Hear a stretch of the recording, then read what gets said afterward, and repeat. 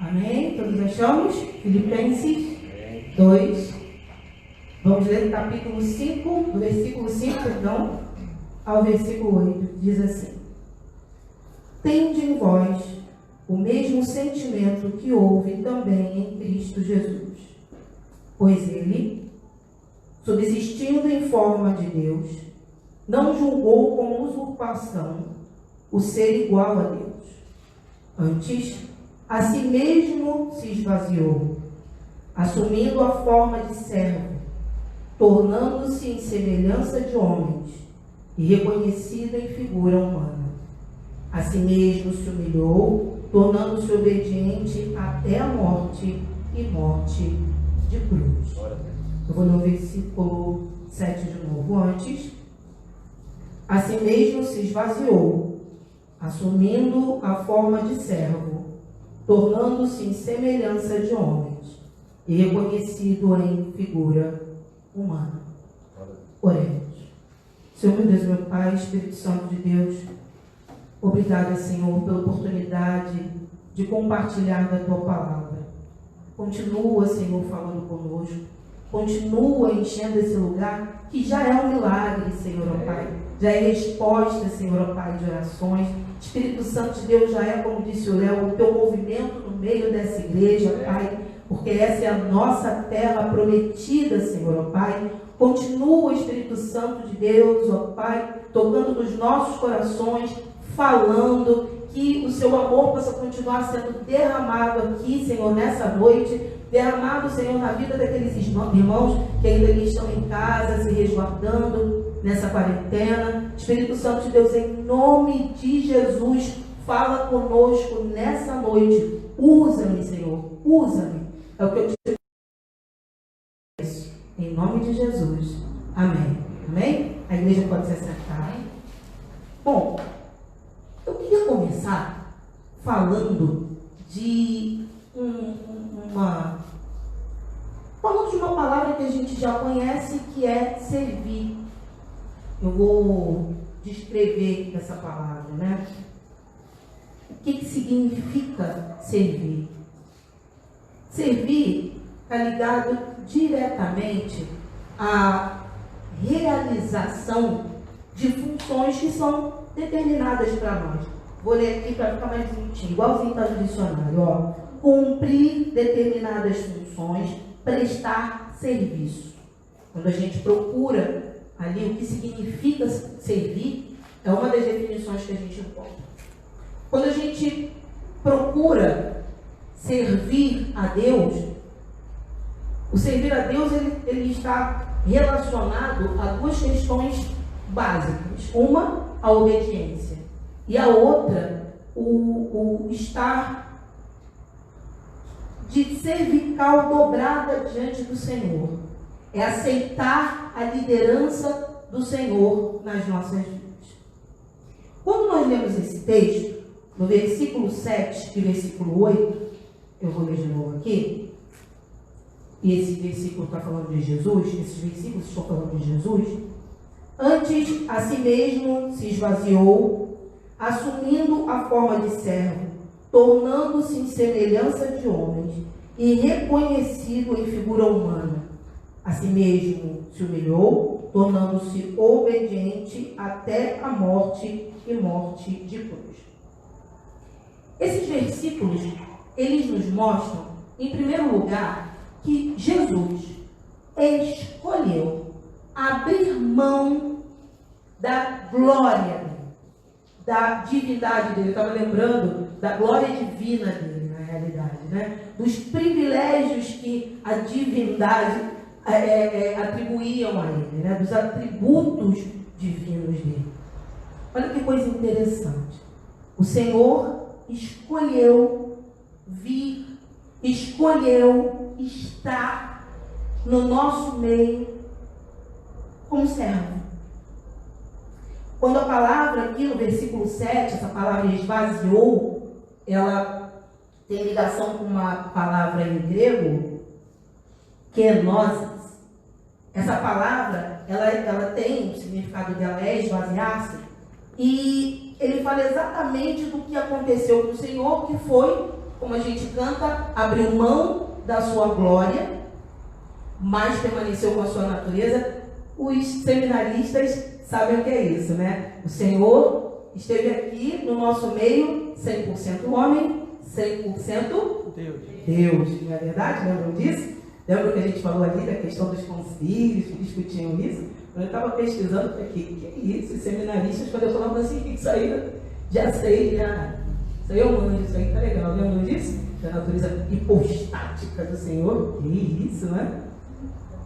Mas o interessante disso tudo é entender que ele escolheu ser Emanuel aqui, Deus conosco. A palavra coloca esse nome ali, né? Quando o anjo anuncia, Emanuel, na realidade, é um nome, que é uma palavra em hebraico, que tem exatamente a ver com essa tradução, não é?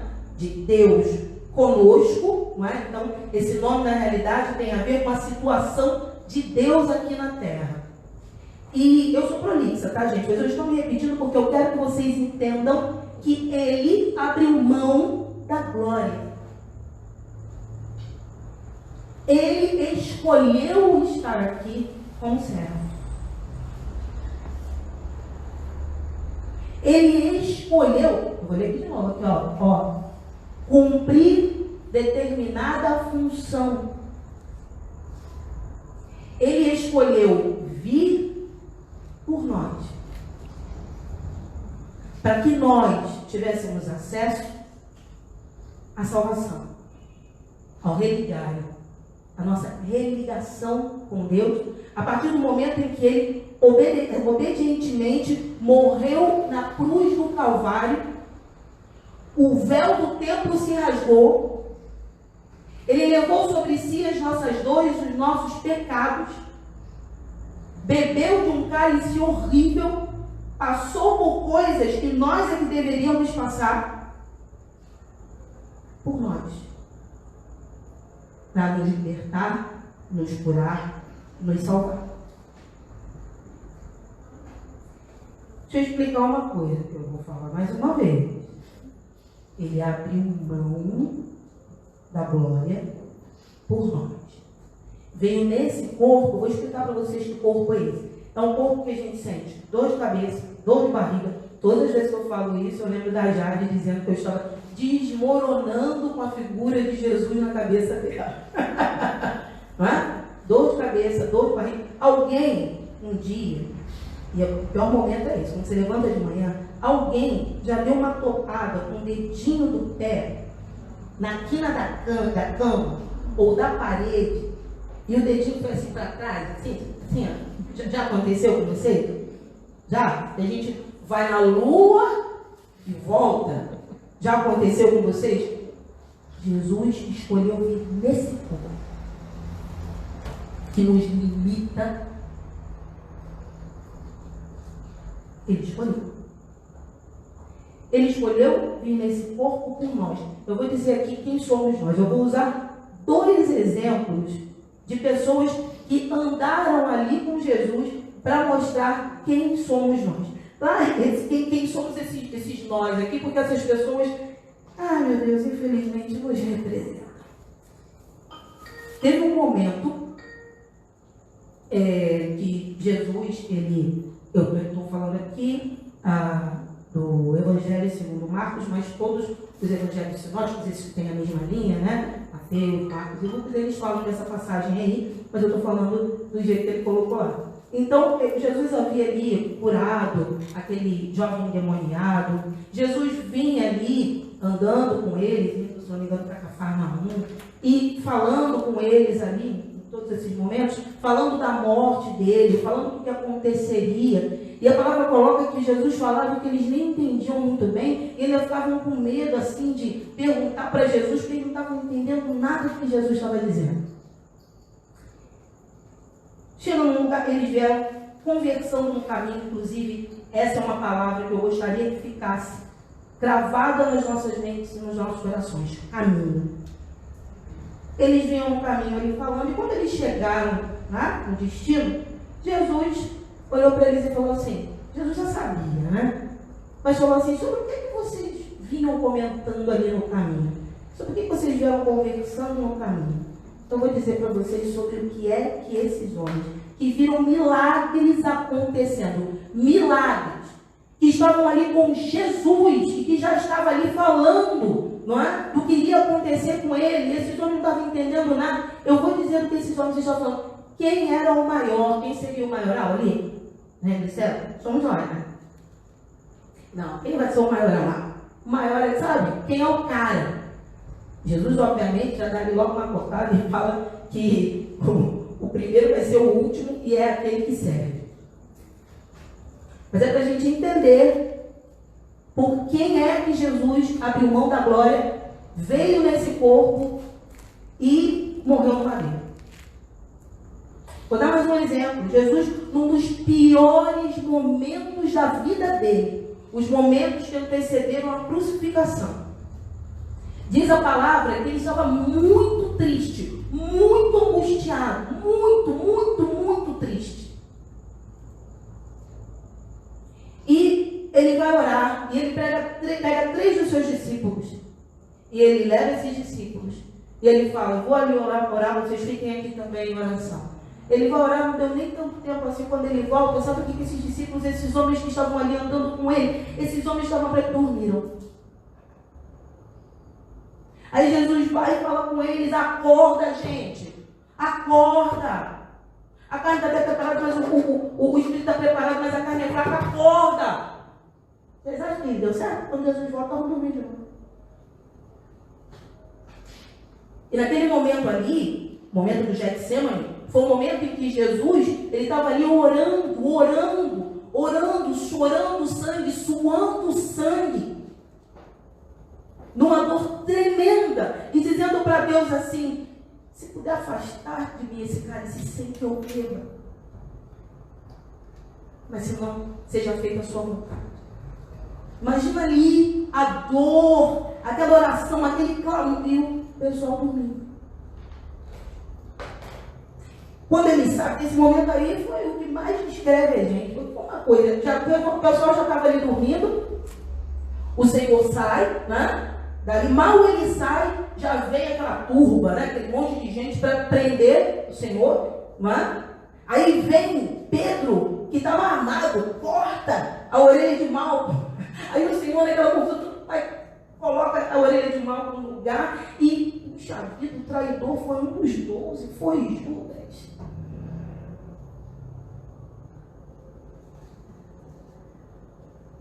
Somos nós, tá? Inclusive, talvez se nós estivéssemos lá, fosse até pior. Porque quando a gente olha e fala: meu Deus, tem uma coisa de um julgamento, a gente é bom nisso, né? Como pode esses homens, andando com Jesus, agirem assim? Se fosse você agir diferente, fala para mim. Você está aqui na presença dele agora e muitos, infelizmente, estão agindo da mesma forma. Negando do mesmo jeito, pensando em várias coisas, menos no que ele diz. Eu vou repetir: o Senhor esvaziou-se da sua glória, abriu mão da sua glória, veio nesse corpo que limita, cheio de dores, cheio de coisas, fome, sede. Morreu na cruz por nós, todos.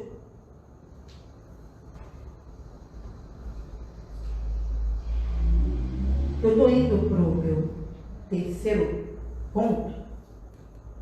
O que eu tentei explicar para vocês no primeiro ponto é o que é servir. Servir é fazer o que Jesus fez, é abrir mão, é escolher cumprir uma função, um dever. É escolher obedecer, como ele fez. No meu segundo ponto, falando da questão da crucificação dele, da obediência, em seguir até a morte de cruz, porque essa aí era a função, era o que ele tinha que fazer, e ele obedeceu. Eu tentei mostrar o que é ser servo. O Senhor não escolheu um combate que ele ia combater, não. E apesar, porque alguns podem dizer, mas ele escolheu as pessoas. Uma vez eu ouvi isso, uma pessoa falou assim, ele escolheu os melhores. Por esse pequeno relato aqui que eu dei, a gente já vê que não é nada disso. Ele não escolheu os melhores. Ele escolheu quem? Quem ele foi orientado a escolher, vamos dizer desse jeito. Por que ele escolheu você? Por que ele escolheu a mim? Eu não sei. Eu não sei, mas eu sei que não é porque nós somos os melhores. Pode ter certeza disso. Pode ter certeza. Ele não mediu esforços para servir, para cumprir o dever. Ele não mediu. Ele cumpriu. Como disse o nosso pastor, combateu o bom combate até o fim. Por nós. Por nós. E aí eu vou para o meu terceiro ponto. Que na realidade é o tema de toda essa série de mensagens. Por que eu sirvo a Deus? Antes de mais nada, eu queria dizer que a maioria de nós, e eu também já fiz isso, quando a gente lê um texto como esse, ou que mostra aqui o testemunho de Jesus, ou de um dos homens, não é, que estão aqui relatados na Bíblia, a gente tem uma mania de colocar esse tipo de exemplo num patamar de eu já tentei falar bonito, mas não deu não. Num patamar inatingível. Na verdade, eu tentei criar, vou falar bonito. Vou falar bonito. Tentei criar um neologismo, mas entende? Mas não deu. A gente tenta colocar num patamar inatingível. A gente olha e a gente costuma dizer assim, mas isso é porque é Jesus. Olha que lindo o exemplo de Jesus. E a gente muitas vezes diz isso sem entender que exemplo e testemunho é algo para a gente ver, entender o que acontece e seguir, né? Quando o testemunho é positivo, é claro. Então a gente bota num patamar ali de Jesus, eu jamais conseguiria. Mas essas coisas, elas não são assim. Nada disso que eu li aqui é para a gente colocar num patamar inatingível, colocar como se fosse alguma coisa que ninguém conseguisse viver. Não é para isso que os exemplos estão na Bíblia. Exemplos do que fazer, do que não fazer, inclusive do que acontece quando a gente faz ou quando a gente não faz. E a Bíblia mostra exatamente, a Bíblia mostra tudo para a gente. Tudo. Ela é um guia maravilhoso. E para que ela se revele para nós, basta orar. Para que ela toque o nosso coração e nos transforme, basta que a gente ore. E aí, quando a gente vê e a gente faz esse tipo de coisa, coloca nesse patamar, coloca desse jeito, de uma forma que a gente não consegue atingir, isso é. A Bíblia não teria função se fosse para isso. Não é isso. E sabe como eu sei que não é isso? Sabe como eu tenho certeza que não é isso? Porque ela mesma diz aqui, no versículo 5, ela diz assim, Paulo disse assim, tende em vós o mesmo sentimento que houve também em Cristo Jesus. Paulo, ele está nos convocando aqui, nesse momento, não é? A imitar esse exemplo aqui. Inclusive, lá em Coríntios, 1 Coríntios 11:1, acho que eu gravei isso. Ele fala para sermos imitadores dele como ele é de Cristo. Aqui mesmo em Filipenses, no capítulo 3, 7, se não me engano, ele fala para nós imitarmos a ele e aqueles que seguem o mesmo exemplo. Então, se a gente está imitando a ele, a gente está imitando a Cristo. Se alguém está imitando a gente, está imitando a Cristo. Se a gente está imitando a ele, todo mundo na realidade vai estar imitando a Cristo. Por que eu sirvo a Deus? Eu sirvo a Deus porque esse é o caminho do crente. Crente é aquele que crê. Esse é o caminho do crente. É o caminho de quem crê. Na realidade, é o caminho de quem crê e desperta. Porque até os demônios creem. É o caminho de quem crê e desperta. Eu sirvo a Deus porque um dia, eu vou falar de mim, eu sirvo a Deus porque um dia eu despertei. Um dia eu entendi que eu tinha uma função, que eu tinha algo para fazer. E eu entendi que era servir. E entendi que a questão era exatamente essa, que eu coloquei aqui para vocês através do exemplo de Jesus, que é o melhor exemplo de todos, para a gente entender o que é servir e o que é ser servo. Servir é abrir mão. É abrir mão de quem eu sou, é abrir mão do que eu tenho, é abrir mão de tudo. É abrir mão de tudo, é ser confrontado com mudanças, para que eu possa ser, e eu vou usar as palavras do nosso pastor, um soldado.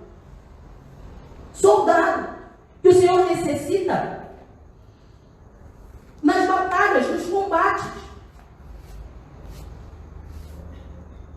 Eu sirvo ao Senhor porque um dia eu despertei e eu entendi que o Senhor queria me usar da forma dele, do jeito dele, na direção dele. Um dia eu despertei e resolvi dobrar minha cervical e ser orientada por Deus, entregar minha vida na mão dele e ser orientada por Deus. Isso não é fácil, isso é uma jornada. É um caminho, por isso eu pedi que a gente gravasse. Caminho é um caminho. Não tem jeito.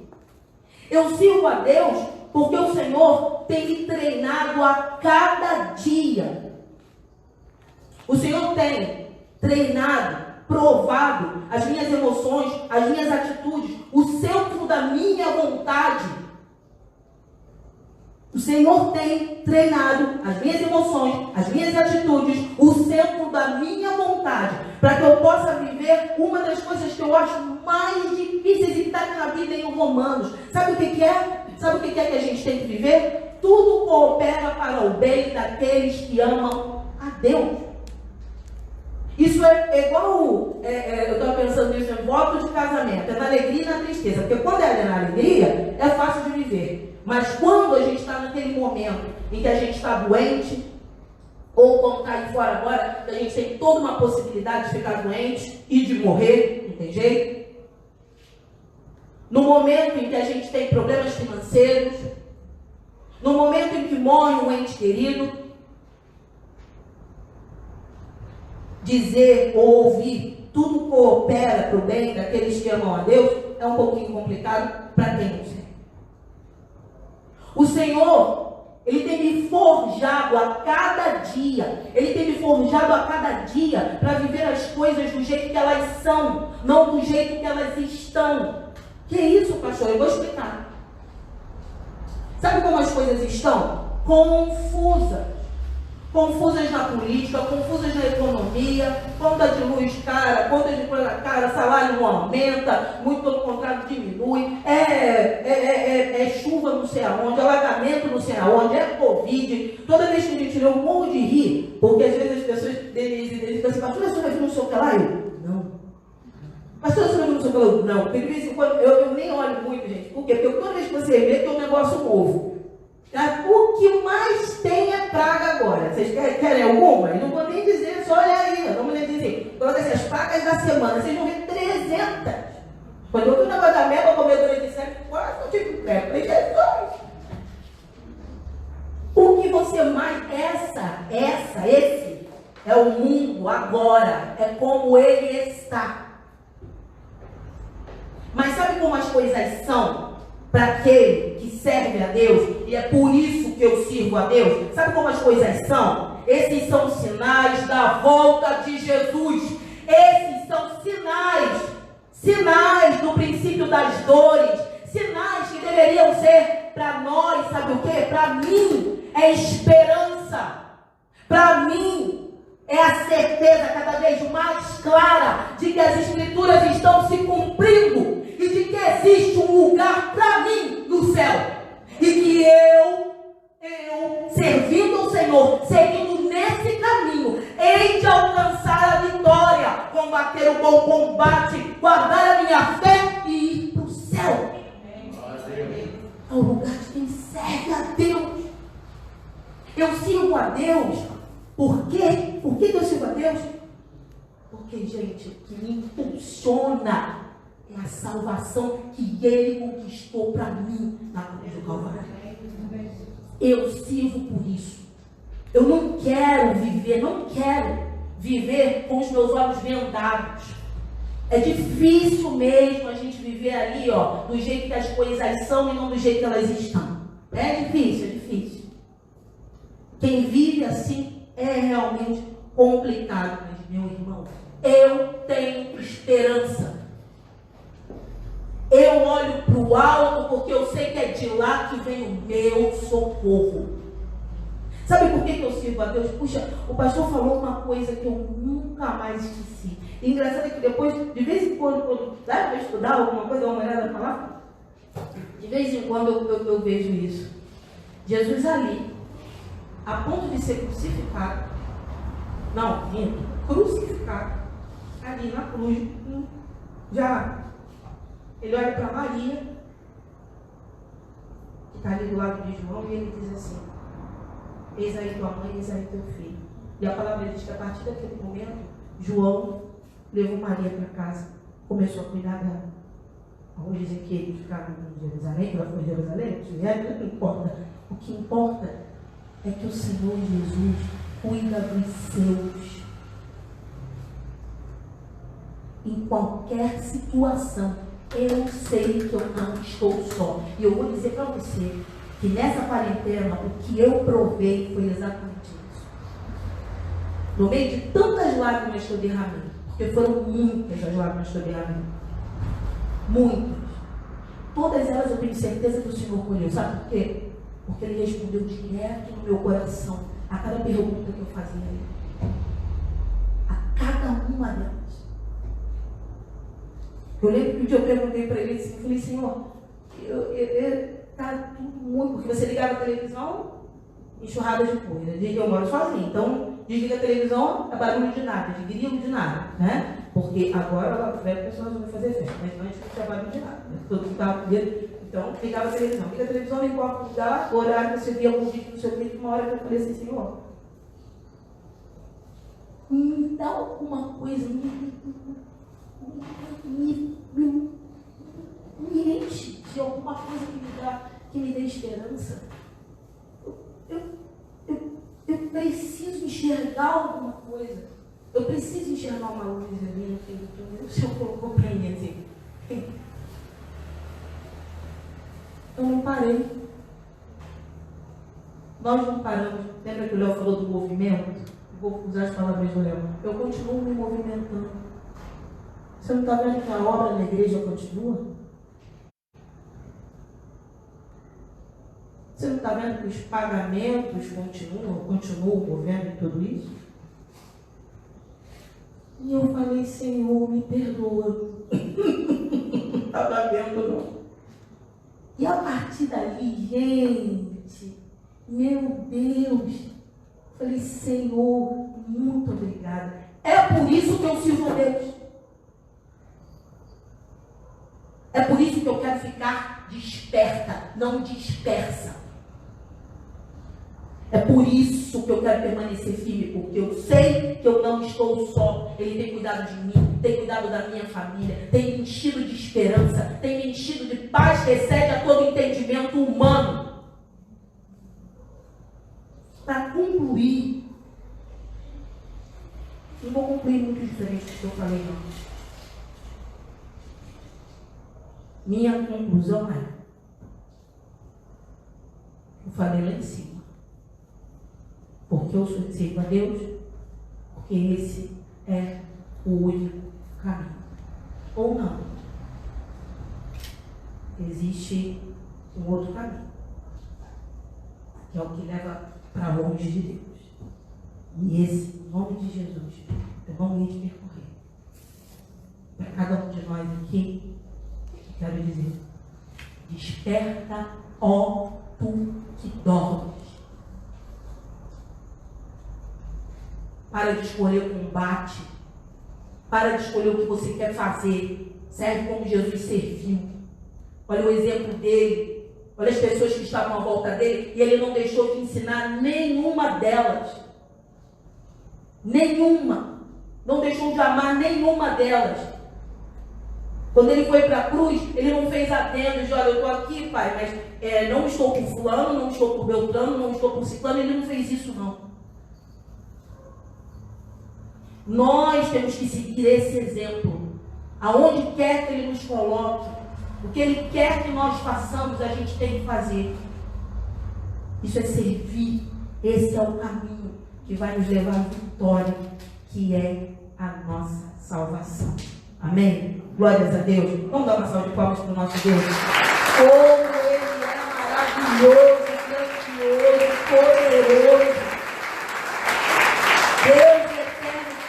Esse tema que você colocou no meu coração, por que eu sirvo a Deus, é um tema que é muito sui generis. Ele é muito interessante nesse momento, onde nós temos grande dificuldade em servir. Servir é uma palavra que significa prestar. Servir significa prestar. Entendi, pastor. Ou seja, esse óculos serve para mim. Ele tem o grau certo para mim. Ele serve. Ele tem a utilidade certa para mim. Esse óculos aqui, ele pode não servir para você, mas ele serve para mim. Servir significa prestar, ser útil. Então, a máscara que nós estamos usando na igreja, ela serve para nos proteger. Se a máscara não servir, ela não serve. Não tem utilidade. Nós precisamos entender que servir, ser útil, é prestar, é muito sério. E eu e você, preste atenção no que eu vou falar. E essa colocação é exatamente a palavra grega que Jesus fala. Eu já estou preparando uma nova série que eu vou pregar em breve. E eu estava transcrevendo do original grego para o português. Eu falei assim, será que a igreja entende isso? E eu fiquei imaginando o que eu vou falar na mensagem. Eu vou falar agora para vocês. Imagine agora se eu escrevesse o Novo Testamento atual. E eu falaria assim, então, meus irmãos, eu passei um zap para a pastora Kátia e me passou um e-mail. E logo depois, eu passei para ela um Zoom e nos falamos em câmera. E aí, depois, eu passei também um WhatsApp com câmera e tive uma reunião. E ali eu falei sobre o amor de Deus. Agora, vocês imaginem isso escrito, indo lá para o tempo de Jesus. Vamos inverter. Imagine os discípulos recebendo esse livro e falando assim, ué, passou um zap? Que isso? Passou a mensagem? E aí falaram, se viram, que isso? É uma linguagem que eles não entendem. eles não vão entender. É exatamente o inverso. Quando Jesus usa a palavra, aliás, quando a palavra grega no servir, significa assim, ser útil. Você e eu somos chamados a sermos úteis, a prestar. Então, eu e você somos chamados a prestar dentro do reino. E para nós prestarmos, nós temos que fazer exatamente o que a pastora Kátia colocou. Abrirmos mão dos nossos pensamentos, do nosso conforto, porque nós temos muitas dificuldades de nos enquadrar para prestarmos dentro da proposta do Evangelho. Porque dentro da proposta do Evangelho, nós temos que prestar mesmo para quem não presta. Mesmo para aquele que fala mal de nós, para aqueles que viram as costas, para aqueles que são ingratos, para aqueles que são gratos, não importa. Nós somos chamados a prestar de qualquer maneira. E isso dentro da nossa cabeça humana, dentro da nossa visão humana, dentro da nossa perspectiva humana, dentro da nossa percepção do mundo, é muito difícil. Porque como é que eu vou prestar o Davi para a família se eu não gosto deles? Como é que eu vou prestar para eles? Eu vou me propor a prestar para quem eu não gosto, num horário que eu não quero, numa fala que eu não quero. Então eu rejeito prestar. Esse é o grande conflito que hoje a igreja se aprofunda cada vez mais, porque ela se humaniza cada vez mais, aonde o seu esquema de vida, o seu prestar, fala muito mais alto do que o prestar da Bíblia. A pastora Cátia colocou que Jesus ele era simplesmente Deus. Ele veio como um homem para prestar, para ser útil para mim e para você. E existe uma frase que eu repeti ao longo dessa série, no domingo que vem nós vamos continuar pregando aí, e Jesus é muito claro, e se Jesus hoje pregasse para hoje nas nossas igrejas, talvez eu e você, a igreja em si, ia ter muitas dificuldades em ouvi-lo, porque ele era muito claro. Olha o que Jesus fala. Se o sal não serve para se ele é insípido, se ele não tem, se ele não serve como para ser útil, ele não serve nem para servir para um monturo. E monturo daquela época era um buraco onde eram colocados os dejetos das pessoas. Jesus está dizendo para a multidão: se você não é útil, você não serve nem para latrina. É muito sério o que ele falou. Se a pastora Cátia falasse isso hoje, com certeza eu ia ter várias reclamações. A pastora disse que, olha que radicalismo. Mas quem falou isso foi Jesus. Se você não é útil, você não vai ser útil nem para servir para latrina. É muito profundo. Porque na realidade, o objetivo do Evangelho é se perpetuar através do nosso serviço. É mantermos a palavra e toda a estrutura do Evangelho através da nossa utilidade.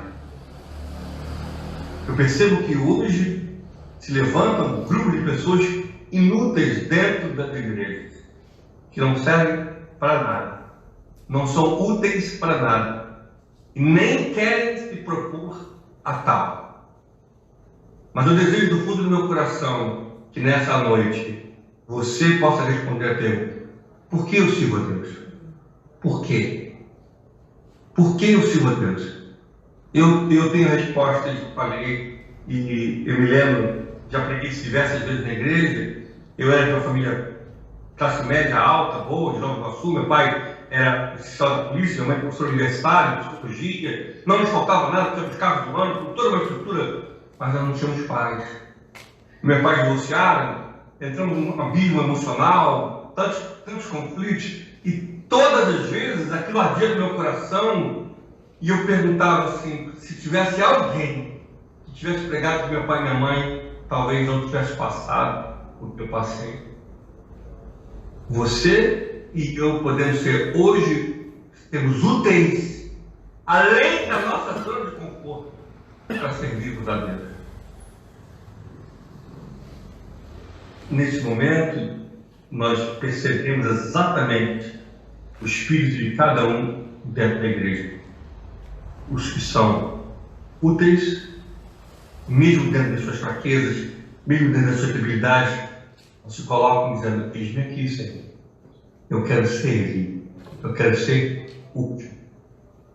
E uma outra gama de pessoas que continuam vivendo dentro do seu esquema de vida e daquilo que acreditam ser verdade.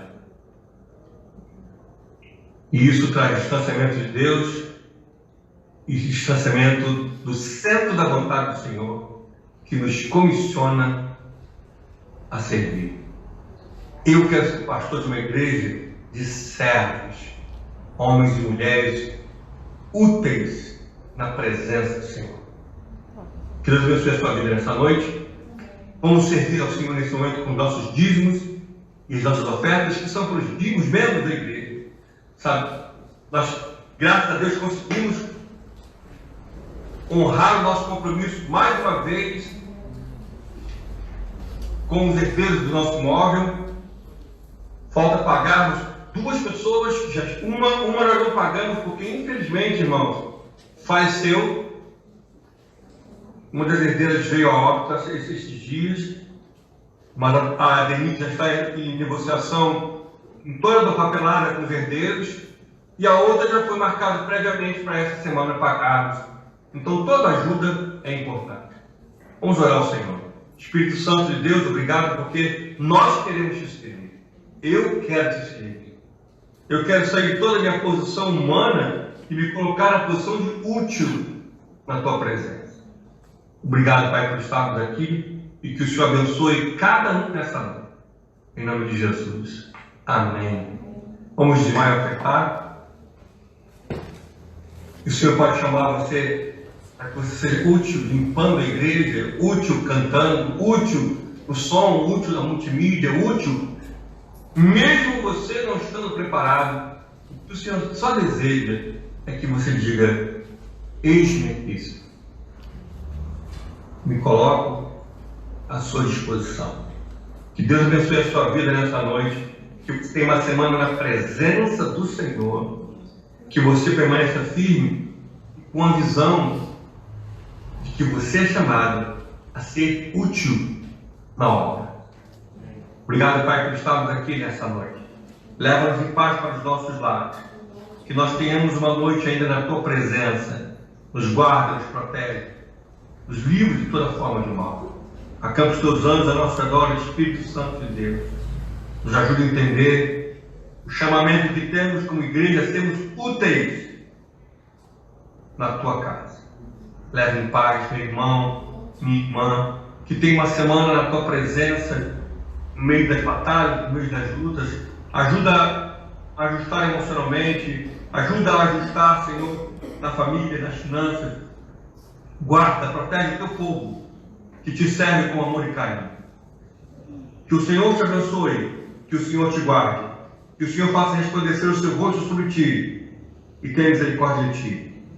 Que o Senhor abençoe a tua entrada e a tua saída, desde agora e para sempre. Eu te abençoo como ministro sacerdote do Senhor, em nome do Pai, do Filho e do Espírito Santo. A igreja serva do Senhor diz: amém. Vamos embora.